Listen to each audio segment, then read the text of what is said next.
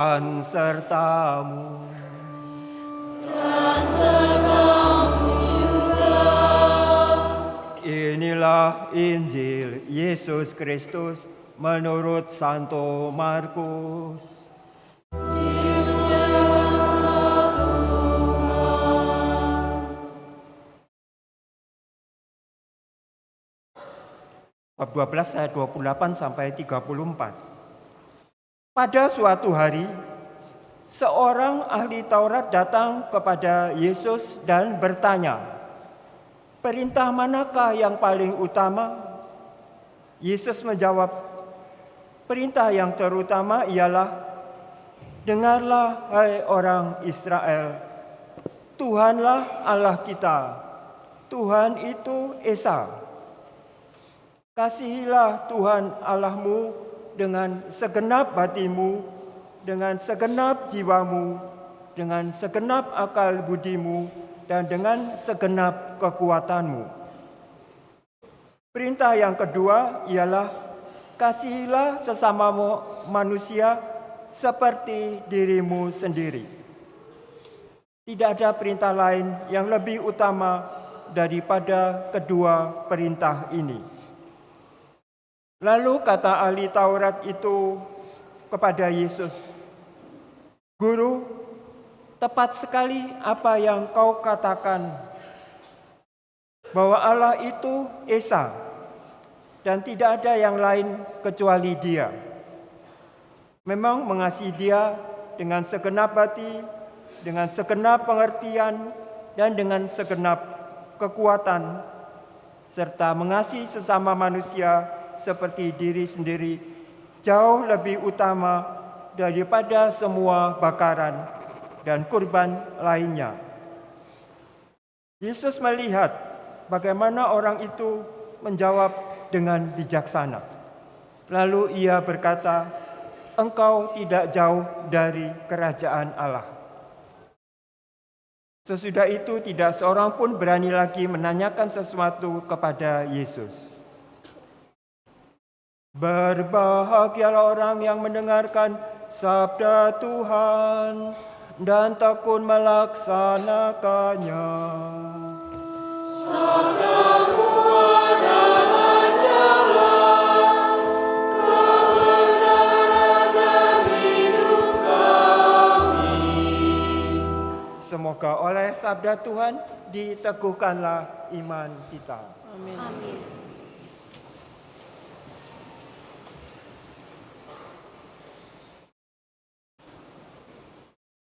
Ahli Taurat ini berlainan dengan ahli-ahli Taurat yang lain. Karena ia sebagai ahli Taurat pastinya sudah tahu. Tapi mungkin dia sendiri bingung karena aturan-aturan dari hukum Taurat itu begitu banyak. Dan sepertinya semuanya harus diikuti. Karena itu, untuk mendapatkan kepastian barangkali dia bertanya,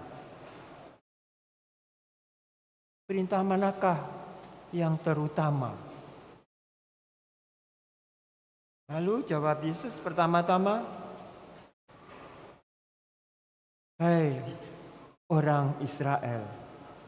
Orang Israel itu bangsa yang pertama menerima Allah yang Esa. Negara-negara waktu itu yang besar seperti kerajaan Romawi atau Yunani atau Mesir itu mempunyai banyak dewa-dewa.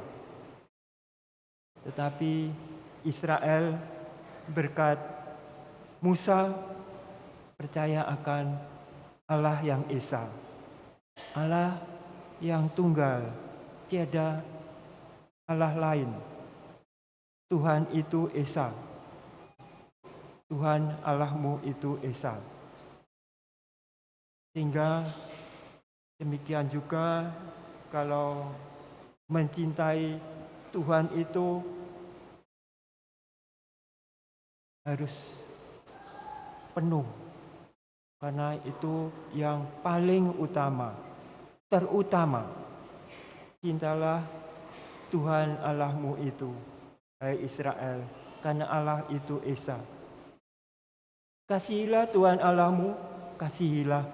Itu artinya juga suatu perintah. Kasihilah.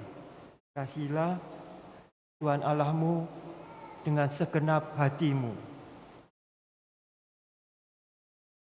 Hati itu artinya roh kita itu yang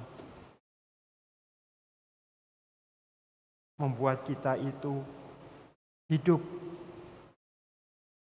bagi Allah. Cintalah Tuhan Allahmu dengan segenap hatimu, dengan segenap jiwamu. Jiwa itu yang membuat kita itu di dunia ini bisa merasakan kehidupan itu yang diberikan Allah.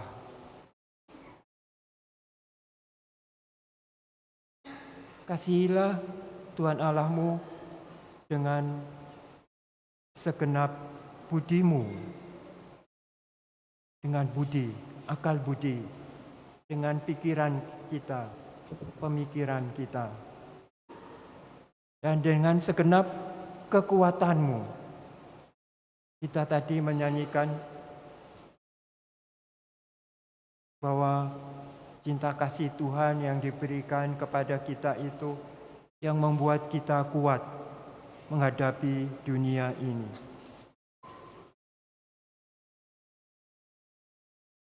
Karena dunia ini memang bangsa Israel itu sendiri kita tahu sekarang ini sedang berperang. Peperangan ada di antara bangsa-bangsa di dunia ini. Saling balas-membalas, bunuh-membunuh terjadi. Dan kita tahu Israel yang sekarang ini juga mungkin dipengaruhi, digoda oleh dunia ini untuk sepertinya sudah tidak lagi memperhatikan sabda Tuhan itu.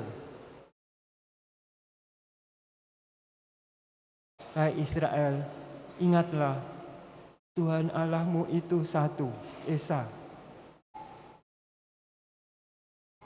Tetapi sekarang itu peperangan sudah membunuh banyak warga, anak-anak, lebih-lebih ibu, karena sasarannya bukan lagi sasaran militer, tetapi sipil juga. Terjadi di mana-mana di belahan dunia ini. Kapankah kita itu damai? Karena kita semua ini ingin damai sekarang ini juga dan juga kelak. Karena itu kita merindukan kerajaan Allah itu. Seperti ahli Taurat itu pada akhirnya dikatakan oleh Yesus, engkau tidak jauh lagi dari kerajaan Allah. Karena ahli Taurat ini, seorang ahli Taurat ini semakin mengerti. Sungguh tepat katamu, Guru. Mencintai Allah, Tuhan Allah kita dengan sepenuh hati, dengan sepenuh pikiran, dengan seluruh kekuatan, itu lebih utama dari segala kurban bakaran. Juga hukum perintah yang kedua itu, kasihilah sesamamu seperti dirimu sendiri. Kita sudah nyanyikan, cinta kasih Allah itu ditanamkan dalam diri kita, kita dicurahi. Lalu apakah kita sekarang ini mengikuti perintahnya untuk mencintai sesama seperti diri sendiri? Tidak ada yang lebih utama daripada kedua perintah hukum ini, kata Yesus. Lalu kita semakin mengenal Beruntunglah ahli Taurat itu, karena Yesus kemudian berkata, engkau tidak jauh lagi dari kerajaan Allah. Kerajaan Allah itu sudah di depan orang ahli Taurat ini. Berdiri di situ sosok Yesus itu. Kita pun tahu sosok Yesus itu. Karena setiap kali kita melihat dia dalam pekerjaannya yang mengasihi kita dengan tidak pernah habis-habisnya mencintai kita. Itu dia yang tergantung di atas kayu salib itu. Sampai-sampai kitab Ibrani itu mengatakan, dialah imam agung yang kita harapkan. Orang Lewi banyak menjadi imam besar. Tapi ketika mereka mempersembahkan, pertama-tama mereka harus mempersembahkan untuk dosa-dosa mereka sendiri. Baru setelah itu mempersembahkan untuk dosa orang-orang lain.